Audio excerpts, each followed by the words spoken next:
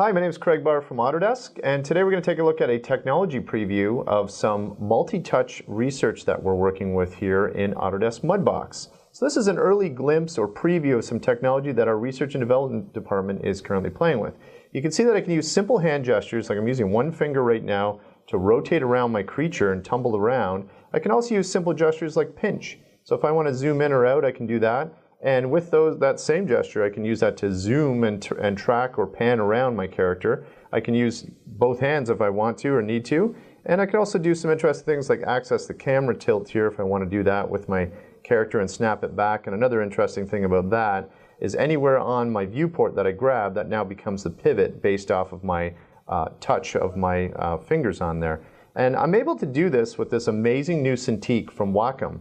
And this is a fully functional multi-touch display that works up to 10 different digits here at the same time. So for example, I can be working with my hand here to work with all the different gestures and a stylus at the same time to sculpt and detail this character. I should point out that the bezel on this has access to express keys to store other things that can really minimize my need to go to a keyboard. So for example, with the info here, I have all my regular hotkeys that I need and anything customized or specific that I want to work with within my Mudbox workflow.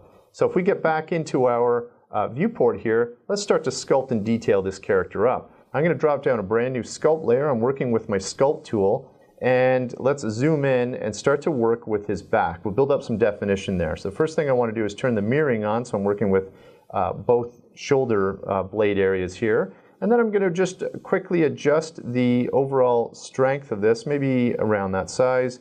And using 3 fingers, I'm going to adjust the overall size of the brush.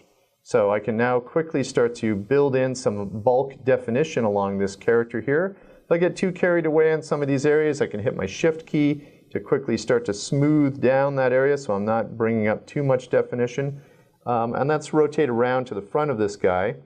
And using the express keys that I've mapped in here, I'm going to just step up a couple subdivision levels. And let's start to detail in this area with some texture painting tools. So I want to work in some detail on this creature's face. So I'm going to go into my paint, drop down a new paint layer. That's fine. And I want to start to detail in some scales here. So I'm going to go to my paint tool tray and grab my paintbrush.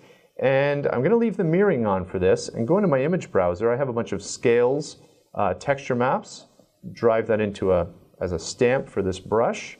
And let's bring the overall size of my brush down a bit, zoom in, and start to paint that on. So you can see that I'm getting this black and white scale effect on here. I don't want that overall color in there, but I'm just leaving it as black and white, the full bold color, so I can see the overall magnitude of the placement of this detail.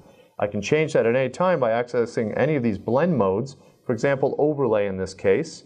That's a little too bold, a little too much contrast on there, so I'll just adjust the overall layer opacity or layer strength and bring it down. That's looking fine there. And then what I can do that's really nice in Mudbox is duplicate this layer. And let's switch this duplicate layer back to normal and do a quick color adjustment with the Adjust Color menu. Let's just inverse this, making it the areas that we're concerned with solid white. And I'm going to drag this down, this duplicate layer, into my bump map. And I've now effectively created a nice bump map that matches exactly the scale detail that I've painted. I don't like how detailed that is or how bold the bump is, so let's just dial it down a little bit, bring it down to that area.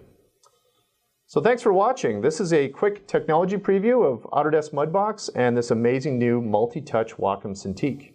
Thank you.